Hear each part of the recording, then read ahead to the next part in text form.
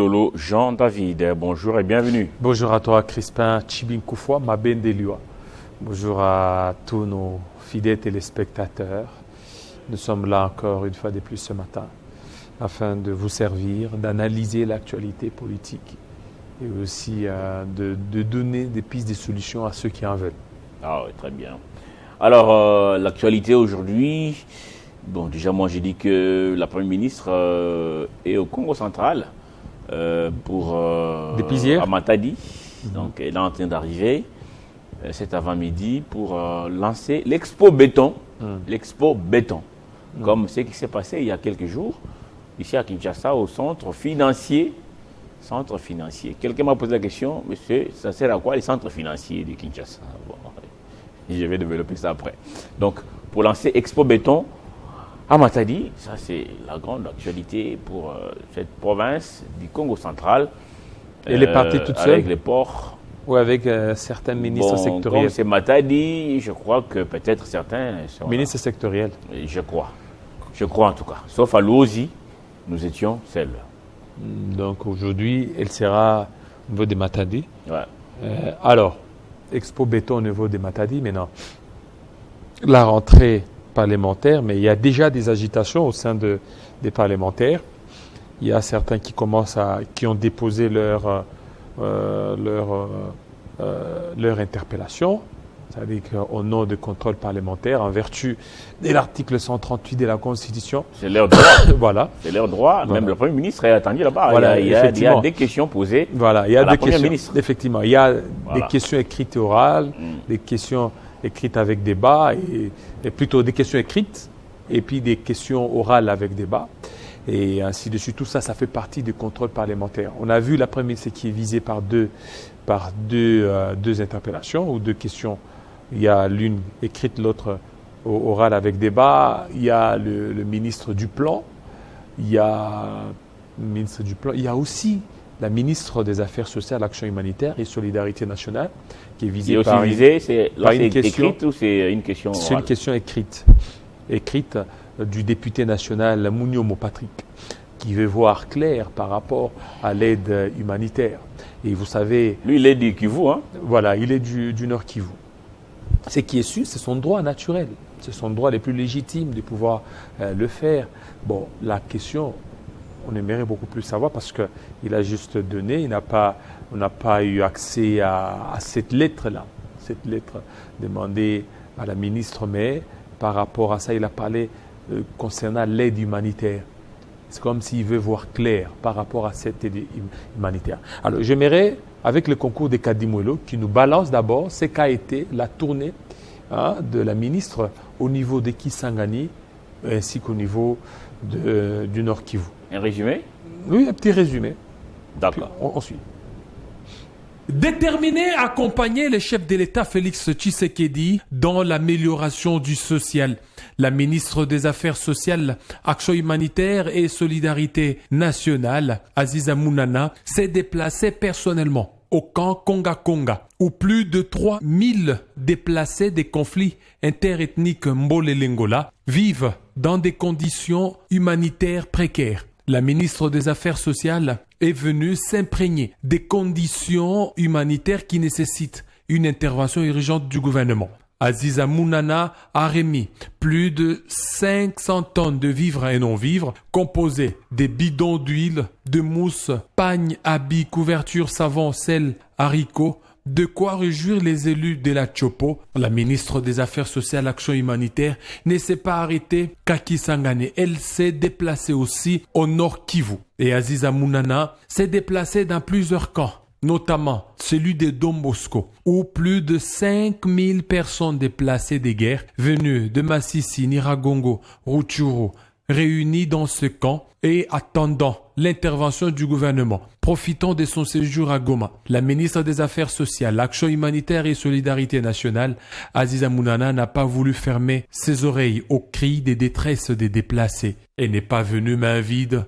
La ministre des Affaires sociales, elle a apporté des riz mélangés au soja, destinés aux enfants et personnes de 3e âge. Elle s'est donnée personnellement à cet exercice des distributions à toutes les personnes concernées. C'est plus de 2 containers de 40 pieds qui sont acheminés aux déplacés des guerres, victimes des atrocités causées par les touristes du M23. Un autre camp, c'est celui de Bouchagara, où plus de 10 000 déplacés venus de Kibumba, Rutshuru, pour se retrouver dans ce camp. La ministre des Affaires sociales, Action humanitaire, Solidarité nationale, Aziza Mounana, du haut de ses 36 ans d'expérience dans l'humanitaire, n'a pas manqué à son devoir, celui de redonner les sourires aux déplacés. Sous les champs, la patronne des affaires sociales a tenu, comme dans ses habitudes, distribuer personnellement les vivres et non-vivres aux sinistrés, qui remercie le chef de l'État Félix Tshisekedi. Oui, c'est bien fait par pasteur Jean-David Kilolo, un bon journaliste. Il fait son travail, même si les uns et les autres l'indexent par moment. Mais les journalistes, il nous a ramené ces images, ces belles images de Goma et Kisangani. La ministre était appelée à aller à la rescousse des déplacés. Il y a 6 millions de déplacés internes. C'est pas facile. Cette guerre nous coûte beaucoup d'argent, beaucoup de ressources. Et au niveau des affaires étrangères et affaires humanitaires, affaires sociales, il faut beaucoup d'argent que Mme Monana n'a pas malheureusement. Effectivement, il faut beaucoup d'argent. Et elle est en train de se battre pour certainement faire appel à des partenaires, aussi à l'aide certainement du gouvernement, mais ce n'est pas facile. Vous savez, la tournée, ça a commencé au niveau de Kisangani. Kisangani, il y a eu plusieurs activités qui ont été organisées au niveau du camp Konga-Konga. Il y a eu même 2 orphelinats qu'elle est allée rendre visite. Outre Kisangani, elle est allée au niveau de Nord Kivu. Nord Kivu, vous voyez, plusieurs camps ont été visités par la ministre. Ça, c'est juste l'échantillon.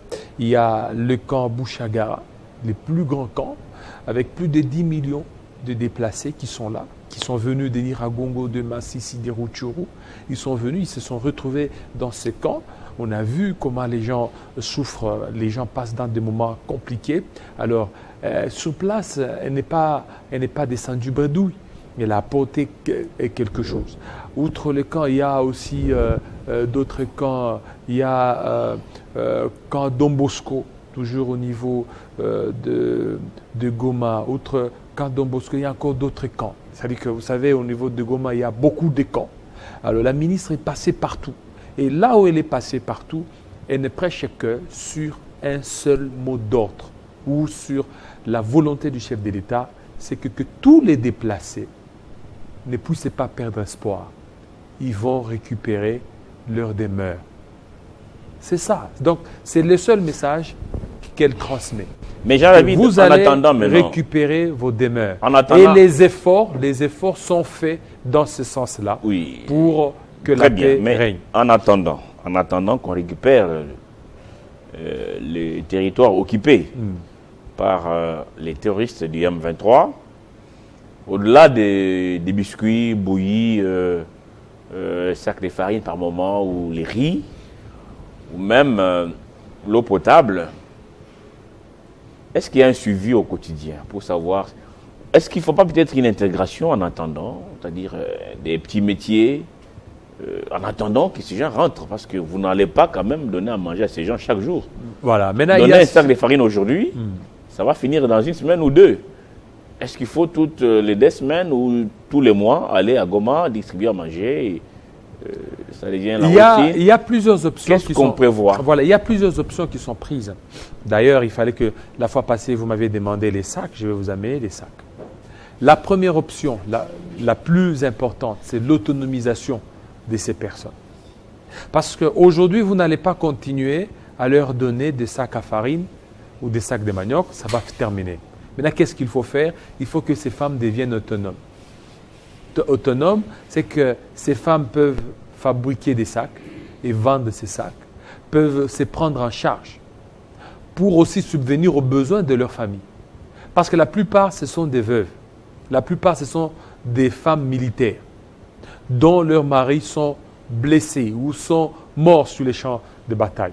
D'autres, ce sont des enfants, des orphelins, malnutris.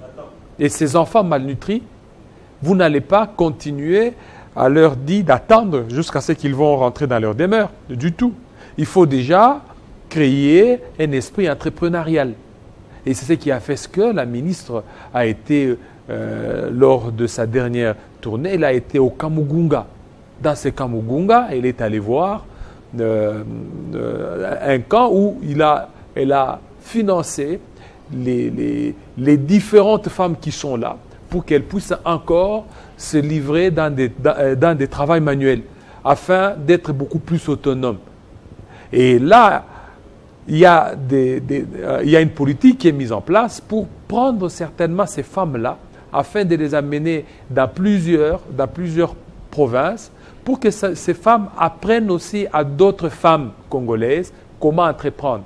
Et lorsqu'elles vont devoir se déplacer dans plusieurs provinces, c'est qu'elles auront quelque chose. Et ça va certainement les aider à être beaucoup plus autonomes. Nous allons y revenir, Jean-David Kilolo. Il est 9h à Kinshasa. On reviendra pour parler de toutes ces actions menées par Aziza Mounana dans l'est du pays, notamment dans les camps de déplacés.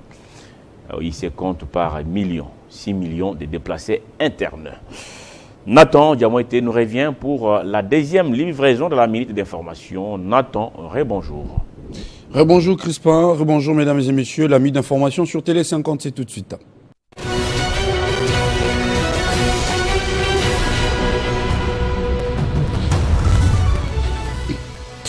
À la une de l'actualité, après avoir échangé avec le représentant de l'Union sacrée pour la nation, le secrétaire général adjoint des Nations Unies en charge des opérations de maintien de la paix, Jean-Pierre Lacroix, a également reçu ce mardi 17 septembre quelques membres de l'opposition politique. Au cours de leurs échanges, Martin Fayulu a exigé les processus de Kinshasa pour le maintien de paix en RDC. En Ituri, au moins 20 personnes ont été tuées, plusieurs biens pillés et des habitations incendiées lors d'une double attaque des miliciens de la Codeco hier mardi dans les territoires de Djougou, précisément à Fataki et Jina. Selon les sources locales, les habitants sous le choc tentent de se remettre de ces drames, mais le trafic sur la route nationale numéro 4 reste toujours perturbé.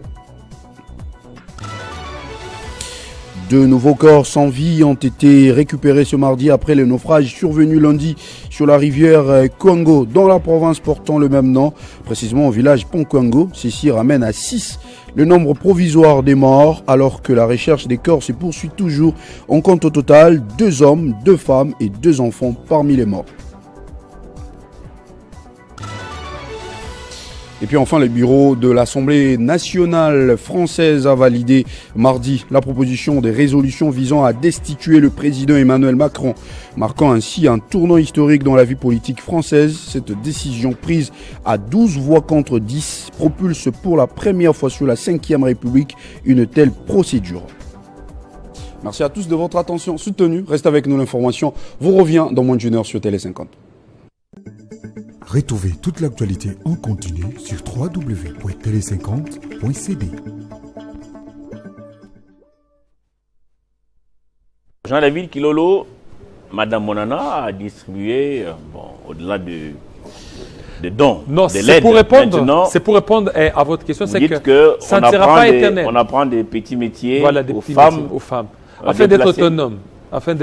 Est-ce que c'est autant? C'est beaucoup de femmes. Hein? Oui, c'est beaucoup de femmes. Toutes les femmes ou on y va par petits groupes? Non, on y va par petits groupes. Vous savez qu'elle n'a pas encore totalisé 3 mois. 3 mois, c'est pour très bientôt. 3 mois, donc... les 100 jours, c'est dans 3-4 jours. Dans 3-4 jours, donc, effectivement. cette semaine. Voilà, cette semaine. Donc, elle va totaliser 100 jours. C'est à peine qu'elle est en train... qu'elle est entrée au pouvoir, qu'elle a été nommée. Et puis, c'est à peine qu'elle a mis en place cette politique d'autonomisation de ces femmes. Parce qu'elle se dit, vous n'allez pas continuer à leur donner des nourritures sans leur apprendre un métier, sans leur apprendre quelque chose. Mais pour elle, elle est forte dans cette politique-là d'autonomisation de la femme. Et c'est ça qu'elle est en train de faire. Au niveau des Goma, au niveau des Bukavu, partout là où il y a des sinistrés, c'est aller leur apprendre quoi faire pour subvenir à leurs besoins. La plupart de ces femmes, je l'ai dit tantôt, ce sont des veuves qui ont perdu leur mari. Mais là, elles ne vont pas commencer à rester en train de s'apitoyer. il faut qu'elle commence à faire quelque chose. Voilà pourquoi on a vu des pannes, on a vu des paniers, on a vu beaucoup de choses qui sont en train d'être faites sur place. Il y a même des savons. Ces femmes fabriquent des savons. Ces femmes fabriquent des balais. Et tout ça, ils les vendent. Et quand ils les vendent, c'est à la grande satisfaction, certainement, de leurs familles respectives. Tout ça, c'est pour aider cette population. Et aussi, autre chose, c'est quoi? Crispin, le cas atypique, c'est celui de Kisangani. Quand nous sommes allés au niveau de Kisangani, beaucoup de déplacés, qu'est-ce qu'ils font? Il y a aussi une manière à pouvoir un peu dénoncer. Lorsqu'ils arrivent dans leur camp, dans la vie de Kisangani, ils ont des familles. Ils vont dans des familles d'accueil. Lorsqu'ils apprennent qu'il y a les dons du gouvernement, ils quittent les familles d'accueil, ils reviennent au camp pour aussi bénéficier. Aussi. C'est ça. Mais ceux qui sont au camp ne sont pas identifiés avant non, ils sont la descente des équipes et c'est tout. Que, heureusement, la ministre des Affaires sociales nous avait envoyé, nous sommes arrivés sur place, on a fait ces constats-là. Et quand on a fait les constats, c'est qu'il y avait les femmes du camp qui se plaignaient, qui se disaient, mais nous tels qu'on est là, il y a les autres avec qui on était, mais ils sont allés dans leur famille d'accueil. Mais dès lors qu'ils apprennent que la ministre va descendre aujourd'hui, tout le monde revient. Et quand tout le monde revient, ça crée beaucoup plus un certain déséquilibre. Et en plus, c'est en complicité avec les chefs des camps, parce qu'il y a des chefs qui sont là. Et ce sont ces chefs qui connaissent, qui savent qu'il y a autant de personnes, il y a autant qui sont dans des familles d'accueil. Et lorsqu'ils reviennent, ils sont en collaboration avec les chefs des camps, et puis une fois qu'ils auront quelque chose de la part des autorités, ils vont donner aussi à ces chefs des camps. Et ça, c'est quelque chose à pouvoir décrier.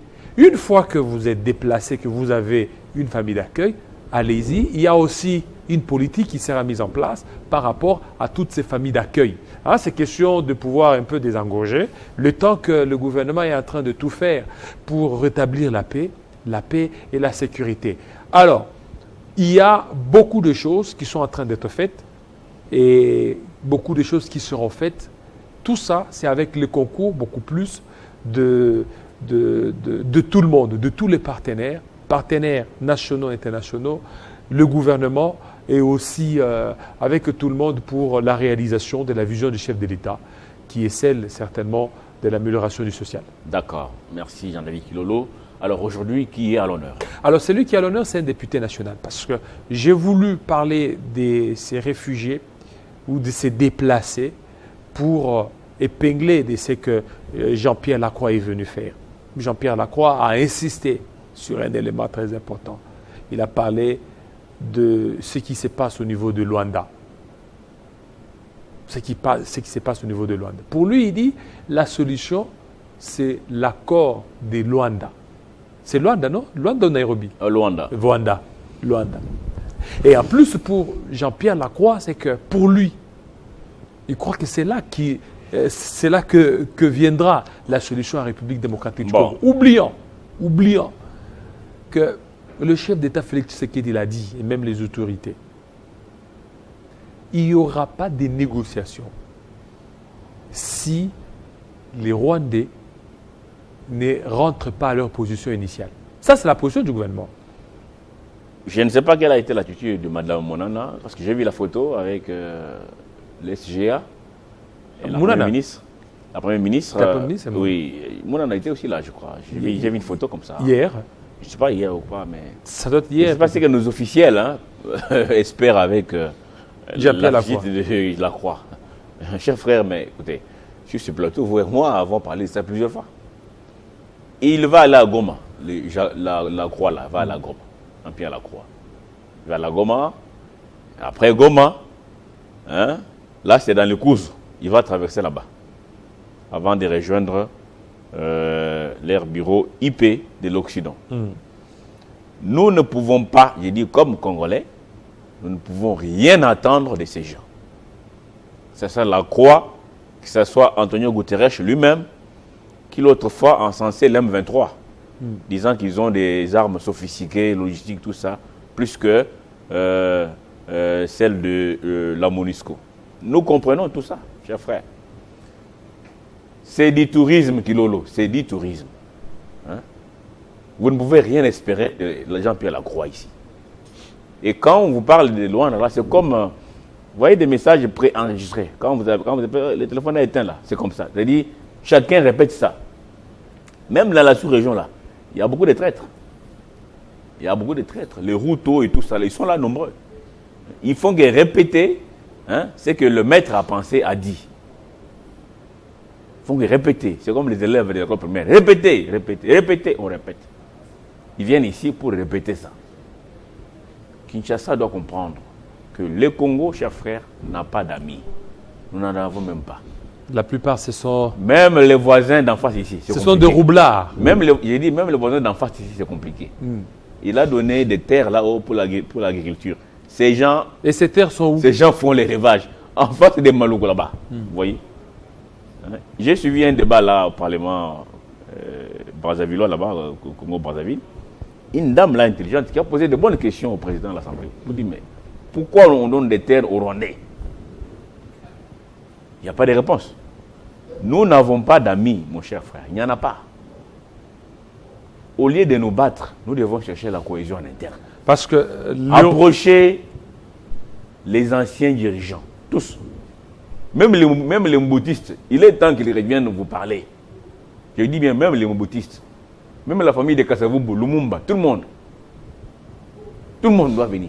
Maintenant, il y a un problème avec Parlons. Pourquoi le Congo est comme ça? Avec ces thématiques. C'est-à-dire que lorsque vous faites appel à eux, vous savez bien que l'homme politique congolais, à l'issue d'un dialogue, c'est le partage de pouvoir. Non, on doit d'abord dire, ici, il ne s'agit pas question de pouvoir. Non, mais on le dira toujours. Nous venons discuter on le dira. Pourquoi la guerre dans l'Est ne finit pas. Et après.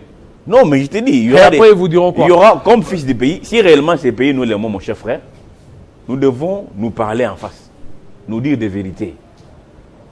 Qui fait quoi? Pourquoi la guerre ne finit pas?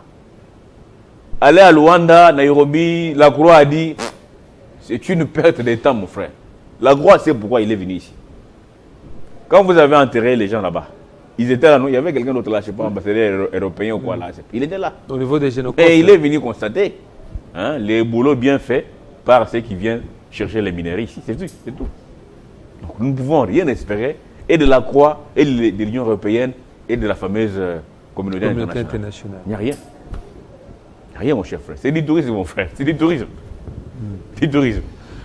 Alors, la première question? La première question, on va suivre, c'est un député national, et puis on revient. D'accord.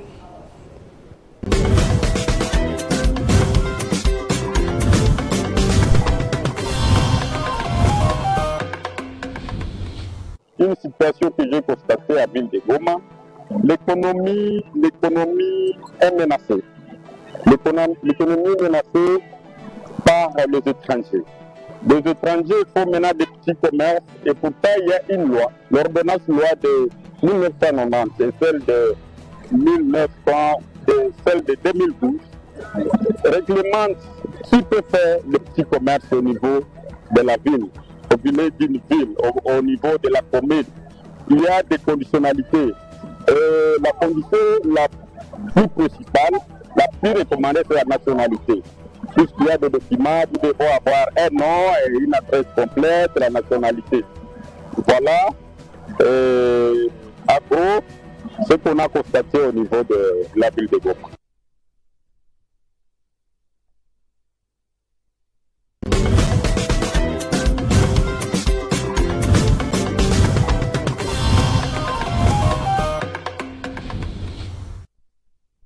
Une question de Fallon Angèle. Bonjour Monsieur Crispin et Jean-David. C'est la 40e fois que la Croix arrive à Kinshasa. Je ne sais pas. La énième fois. La énième fois. Ils viennent souvent ici. La énième fois. Quand Et en plus, chaque année. Quand ils viennent ici, on déroule l'étape. D'abord, quand ils viennent ici, imaginez-vous que ce sont eux-mêmes qui fixent l'agenda.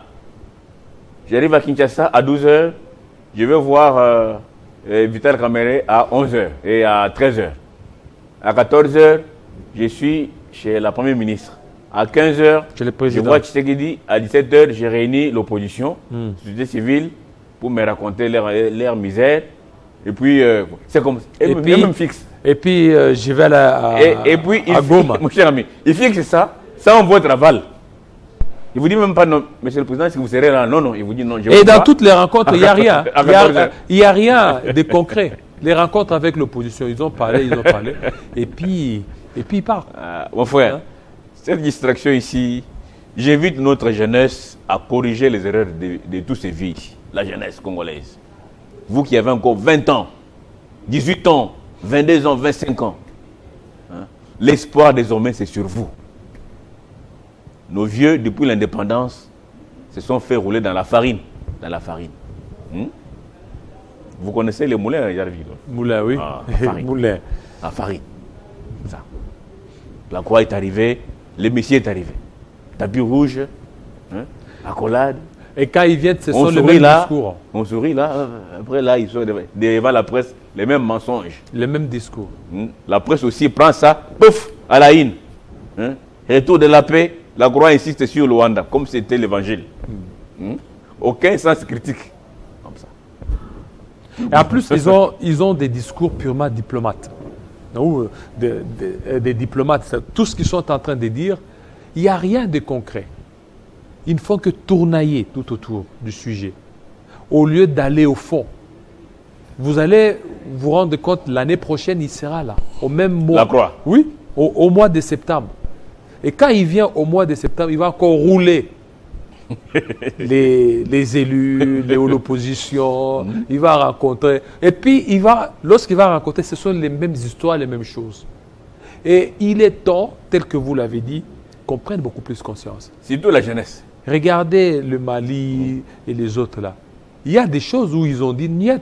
On ne peut pas commencer à subir certaines choses. Les jeunes gens qui ont un sang chaud là, ça c'est fini, t'as terminé, c'est comme ça. Et à un moment, il faut dire non, c'est fini. Cette fois-ci, tous, on est prêts à mourir, c'est fini. Arrêtez ça, arrêtez. Arrêtez de nous mentir. Arrêtez de nous mentir. Il faut me dire, monsieur Lacroix, bienvenue chez nous, mais tu es venu nous mentir. Comme ça, en face comme ça. Imaginez, c'est son chef, le secrétaire général des Nations Unies, son chef là. Antonio Guterres. Oui, c'est lui qui a parlé, qui a dit que non, les M23, ils ont une armée sophistiquée. Voilà, c'est tout. Ça dit tout. Alors imaginez, ça dit que vous faites confiance aux Nations Unies et ces Nations Unies vous larguent. Vous larguez comme ça. En vous disant que non, la question. Vous ne pouvez pas vous battre comme il se doit. Qui a fourni ces armes sophistiquées? Qui a fourni ces armes au M23. On lui a posé cette question. Ça vient d'où? Il n'a pas répondu. Il dit non, ça vient de la brousse. Il n'a pas répondu. Est-ce qu'une brousse peut fabriquer une arme? Ils savent d'où viennent toutes ces armes-là. Alors c'est pour vous dire ceci, Crispin Chibinkoufoua. La communauté internationale, elle est en train de nous duper. Et d'ailleurs, il n'y a jamais eu une communauté internationale. Parce que tout ce qu'elle est en train de faire, on voit beaucoup plus, c'est de l'hypocrisie. Pour nous endormir. Et si on ne parvient pas à se réveiller, à prendre conscience, nous continuons toujours à être roulés dans la farine, et les temps vont passer, et nous allons commencer à nous apitoyer. Bientôt là, et pendant ce temps, au niveau international, il n'y a pas la place de s'apitoyer. Non, il n'y a pas cette place-là. Parce que tout le monde veut se faire une part du lion. Alors, une fois que vous vous apitoyez, vous restez là et les autres avancent. Ah oui. Voilà pourquoi je dis nous devons nous organiser en interne. Et quand ils viennent, c'est la seule solution. Il faut avoir un esprit beaucoup plus critique. J'ai compris ça, c'est la seule solution. La force doit venir d'ici, de notre noyau ici. Bientôt, nous serons à New York. Au mois de septembre. Assemblée générale, mais on est en septembre. Oui. Pour encore dire, oh, on a attaqué et tout ça. Après là, terminé, nous rentrons chez nous. Et souvent là, ils prennent note, comme si c'était, comme s'ils sont intéressés. Ils prennent note. Depuis qu'ils sont là, la guerre en Ukraine, ça continue. Ah voilà. Aujourd'hui, j'ai suivi que le fameux Volodymyr, qui a été roulé dans la farine lui aussi, malgré l'aide, a compris que ces gens m'ont rendu mauvais service. Parce que il fallait aller voir Poutine, lui dire, grand frère, vous et moi parlons la même langue. D'ailleurs, nous nous marions, nous sommes le même peuple. Grand frère, Olinginini. Bon, là, entre Bino, c'est fini. Vous allez faire confiance aux pyromanes. Aux pyromanes, des milliards dépensés, l'Ukraine est en ruine. Et l'homme qui est tout le temps en tricot de guerre a fini par comprendre. Il se sent essoufflé. Hein? Qui sont les Occidentaux. Ouais, il se sent essoufflé. Voilà. Il se sent essoufflé. Ah, compliqué. Alors, de toutes les façons, moi, je n'aimerais pas qu'on prenne la part des Occidentaux ou la part des Russes, mais qu'on soit original. Qu'on soit nous-mêmes. Qu'on soit nous-mêmes. Tout à fait. Qu'on soit authentique. Parce que dans les relations internationales, c'est l'apport des forces. Alors, si aujourd'hui on veut se tourner vers la Russie, ne croyez pas que la Russie va vous traiter au même titre d'égalité du tout. Ah non. La Russie voudra aussi vous dicter. Alors, vous allez commencer à subir. Si vous avez quitté les Occidentaux, vous voulez aller au niveau de la Russie, ça va toujours continuer. Soyez beaucoup plus authentique. Soyez vous-même. Et puis les Africains. Et lorsque vous serez vous-même, on va vous respecter. Dans ce pays, plutôt dans ce continent, on a vu un monsieur qui s'est fait respecter, Kadhafi. Il est mort. Et qui a été trahi par ses frères. Il est mort en toute résilience. Trahi par ses frères. Trahi par ses Il frères. avait des grandes idées. Effectivement. Regardez aujourd'hui, chaque jour, là, nous sommes humiliés. Non, sommet Japon-Afrique. C'est pas normal. Sommet Chine-Afrique. Même la Turquie, d'ailleurs. Sommet Turquie. Vous connaissez, non? Oui, Turquie. oui. Sommet Turquie-Afrique. Turquie, Sommet France-Afrique. Mais finalement, comment tout un continent court des pays au monde, parfois des pays qui n'ont pas ce que le continent africain a, mon cher frère. Qu'est-ce qui nous manque, nous, pour nous organiser? Pourquoi il n'y a pas de sommet Turquie-Cameroun? Tu vois, c'est égalité, non? Turquie-Cameroun, on discute. Non, sommet Chine-Afrique. Tous les présidents, là-bas. Chine-Afrique. Et nous sommes en train de pleurer chaque jour. Et dans ce climat-là, on est bien, on a mangé, on a bu, on signe des accords en désordre, je vous dis. Des désordres. Sans penser aux générations futures. L'année prochaine, sommet Japon-Afrique. Et en plus, ce sont des grandes délégations africaines qui s'y rendent. Une fois arrivés sur place, Crispin, et vous dépensez d'abord l'argent, ce sont les caisses de l'État qui saignent. Sérieusement. Et alors qu'il y a des priorités au pays, les millions sont vous n'arrivez pas certainement à résoudre à ces priorités. Vous voulez seulement aller au Japon, en Chine, et vous croyez que vous allez arranger les choses. Les choses, par contre, elles sont en train de s'empirer. J'avais aimé ce qu'avaient dit les jeunes Burkinabés, là, les capitaines, aux autres chefs d'État en Russie. Quand ils sont partis comme d'habitude, là c'était Poutine qui les a invités, ils sont partis en masse. Et les Sénégalais qui étaient présidents de l'Union africaine, Macky Sall, a commencé à commander le bleu, la farine, le bleu. Mais il a dit, mes chers grands frères, moi j'ai honte à votre place. Comment voulez-vous qu'on nous respecte si nous venons ici commander à manger? Nous venons commander à manger chez Poutine. Chez Poutine. Est-ce qu'on n'a pas de terres en Afrique pour cultiver? Est-ce qu'on n'a pas de terres en Afrique pour cultiver? Vous voulez venir commander la farine chez Poutine ici. Ils étaient fâchés, mais les gens m'ont dit des vérités en face à ses grands frères. Comment on prend l'avion là-bas, on fait autant d'heures pour venir ici commander le bleu? Comme si chez nous, il n'y a pas de terre. Et à chaque fois, lorsque vous demandez, sachez que vous serez toujours inférieur. Ah oui, inférieur. Et c'est ce qui est en train d'être fait. Nous sommes en train de nous rabaisser par rapport à nos valeurs, alors que nous, on peut apporter quelque chose. Tous ces blancs-là, tout ce dont ils ont besoin, ça se trouve en Afrique. Ah oui, tout. Tout, ça se trouve ici en Afrique. Nous, on peut vivre sans eux. Mais eux ne peuvent pas vivre sans nous. Vous comprenez? Alors, c'est-à-dire que si déjà nous, les Africains, on parvenait beaucoup plus à comprendre cette réalité, Crispin, nous n'allons pas continuer à trop nous lamenter. Donc la croix, moi je n'entends rien de ce monsieur, je crois qu'il sait pourquoi il est là. Et bon retour à lui en tout cas, s'il est en route pour chez lui. Nous prenons la deuxième question.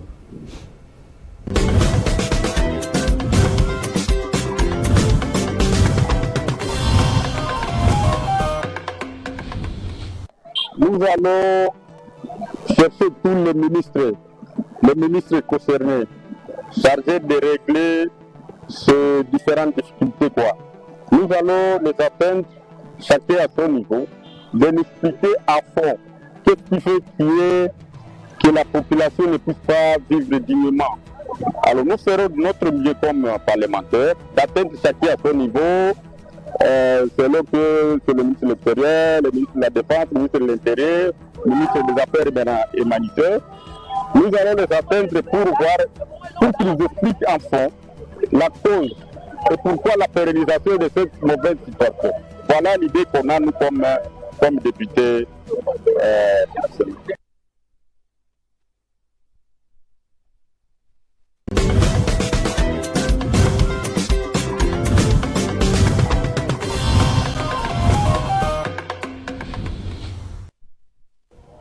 Jean-David, l'élu est de quelle province d'abord?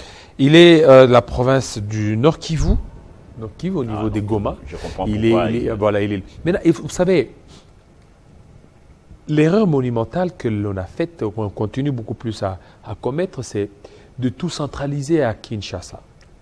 Hier, je me suis entretenu avec un Congolais qui vit en Ouganda, Patrick Pichou, un téléspectateur d'ailleurs des Télé 50. Il m'a fait une réflexion que je trouvais un peu intéressante. Il a dit, aujourd'hui, pourquoi il n'y a pas les développements en République démocratique du Congo? Parce que tout est concentré à Kinshasa. Si vous vous référez bien à l'ancien président de la République, Musée Laurent Désiré, il voulait assez qu'il y ait un pyramide. Vous commencez Kinshasa, capitale politique, Lubumbashi, capitale économique, Kisangani, capitale parlementaire. C'est que les députés nationaux allaient commencer à siéger à Kisangani et ils allaient commencer à chercher des maisons au niveau de Kisangani et Kisangani allait se développer. Lubumbashi étant la capitale économique, les centres financiers là, ça allait être organisé à Lubumbashi, par exemple, oui. Et plutôt, ça allait être construit à Lubumbashi. Expo Béton, ça allait être organisé de temps en temps à Lubumbashi. Et beaucoup d'activités, ça allait se faire au niveau de Lubumbashi, parce que c'est la capitale économique. Et Kinshasa reste la capitale politique. Alors, dès lors que vous avez ce triangle-là, vous allez vous rendre compte que ça va beaucoup plus impulser les développements. Kisangani, la ville parlementaire, et même les autres villes de Chopo vont bénéficier de ça. Aujourd'hui, regardez Kisangani, Crispin, je ne sais pas, j'étais avec Ochokum. Kisangani à la traîne. Il n'y a pas du courant là-bas. Il y a un problème d'eau. Les infrastructures sont piteuses au niveau de Kisangani. Alors, si ils avaient pensé à ça, je vous dis, on allait certainement connaître les développements. Mais fort malheureusement, aujourd'hui, c'est un recul. Tout est concentré à Kinshasa, et puisque tout est concentré à Kinshasa, et même Kinshasa, au lieu de se développer, Kinshasa est devenu la poubelle, est devenu la risée de tout le monde, la risée de toutes les villes africaines. Donc, c'est plein ici. Hein? C'est plein. C'est-à-dire que avec tous les mots ici, il y a toutes les concentrations. Capitale économique, capitale politique, capitale parlementaire, et on n'arrive pas à gérer les choses. Vous n'arrivez pas à gérer les choses. Alors si on avait beaucoup plus délocalisé les choses, ou bien vous prenez soit Goma, ville parlementaire par exemple, vous allez voir que les choses allaient certainement s'organiser. Ou même installer à Goma le chef de l'état-major général là-bas. Par exemple. C'est-à-dire l'armée, les sièges, c'est là-bas à Goma. Effectivement. Voilà, ça c'est une bonne idée. Ça fait que quelqu'un est allé à Bouta, un ami qui m'a appelé pour me dire, cher frère, le Congo est un terrain vide. C'est vrai. Parce que vous pouvez être ici à Kinshasa, non, j'habite Lemba, là où les parcelles c'est 1,5 mètre. Tu vois 1,5 mètre comme si ça. vous avez un véhicule, votre véhicule passe nuit dehors. Dehors. Pour ou bien empêcher, devant Soussiat. Pour empêcher la circulation. 1,5 mètre. Oh mon cher, tu vois, moi j'ai payé ma parcelle. Hein? Oh, je suis à Lemba. Au Kamoueka, mon frère.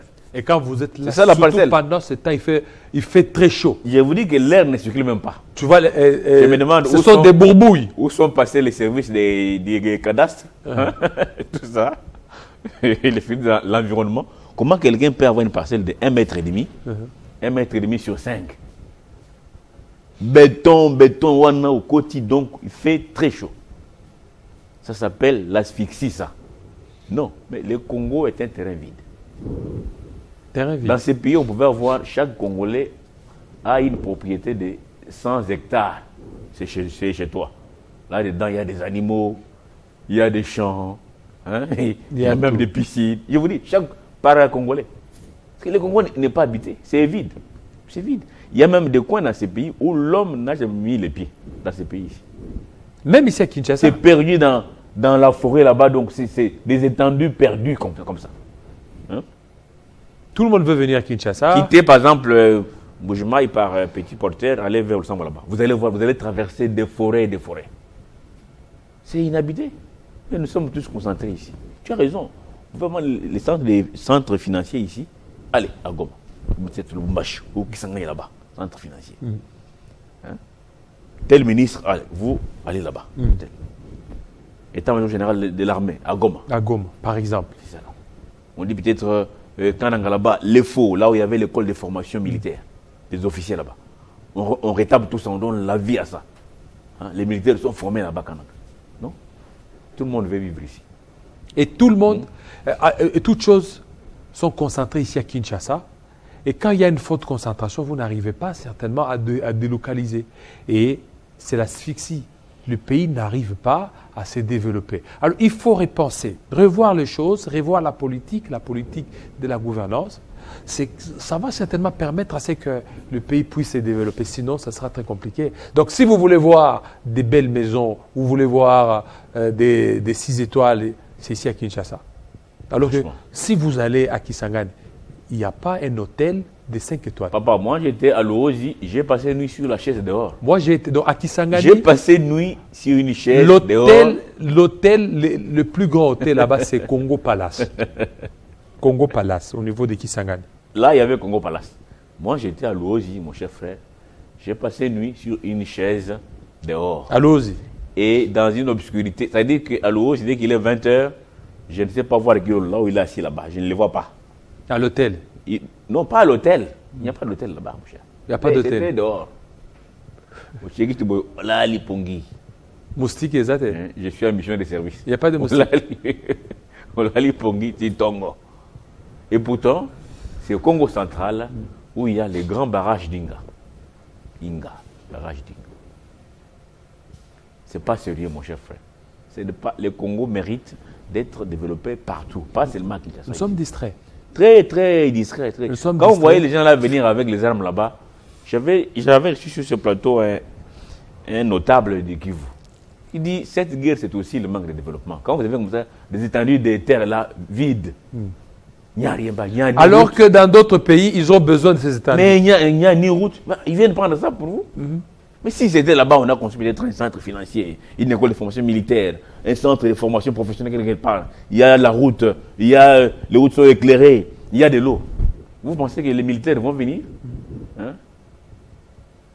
Vous pensez qu'une rébellion peut venir ici, traverser Brazza, entrer à Kin facilement? Non.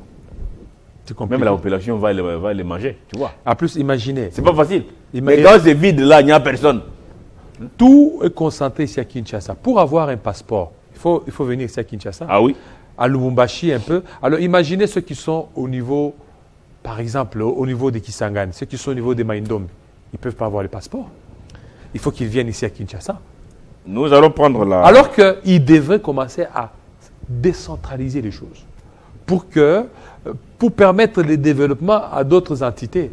Mais on est là, on continue toujours à trop se plaindre, à trop pleurer, c'est compliqué. Malheureusement non, Kidolo, on prend la troisième question posée à notre invité.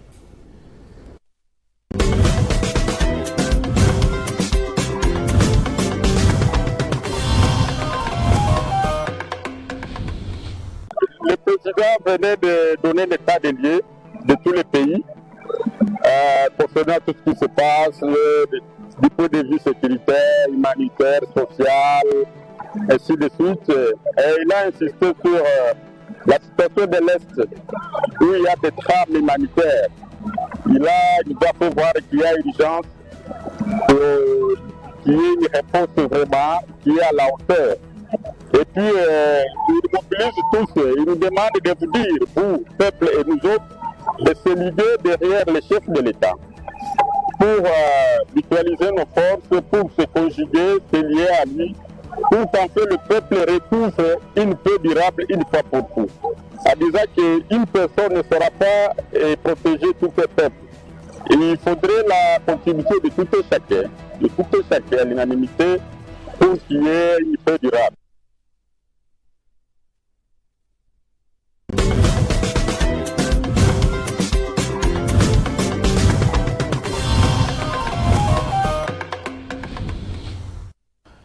Les sons n'est pas très audible, Kilolo. Peut-être les techniciens n'ont pas bien réglé les sons. Oui, non, je crois que ça doit être le micro. Le micro saturé peut-être. Oui, le micro de... Bonjour, monsieur Jean-David et Crispin. Je me pose souvent de questions. Est-ce que nos autorités vraiment ont la conscience de la situation que traverse notre pays? C'est même Jean Lacroix, Guterres. Il nous fait croire que renvoyer, il nous fait que de renvoyer dans des sommets et des négociations pour quelle résolution? Il nous suffit à nous, peuple congolais, de se mobiliser et à pousser nos dirigeants à renforcer notre armée pour assurer l'intégrité du territoire. Signé Gloire Koupa Maïngila depuis camp Livoulou. Ça, c'est depuis camp Livoulou. Ça, c'est bien dit. Bonjour, chers journalistes. C'est Manuel Mundende, homme politique. Nos frères et sœurs de la partie est de notre pays meurent de faim, de soif. Nous aimerions que les budgets pour la construction du nouveau bâtiment du Sénat, qui est un gaspillage à notre État, puissent servir nos frères et sœurs de l'Est. Alors, Gilles Bouchaquet. Voilà, ça c'est autre chose. Voilà, ça c'est un peu les différentes réactions des gens qui ont réagi par rapport à la situation du pays. Je préfère qu'on suive la quatrième question. Voilà.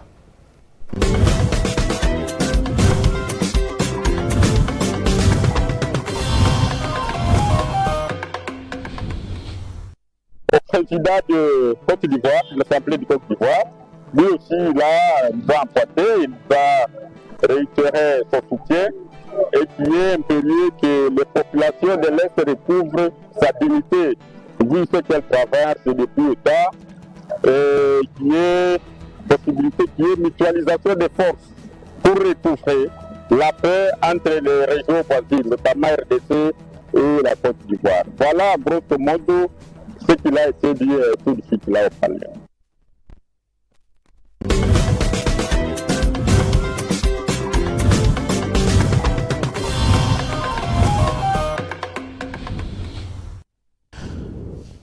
C'était votre dernière question, David, posée au député élu du Nord Kivu. Du Nord Kivu. Là, on propose aussi des pistes de solutions. Il faut mutualiser des forces. Ouais.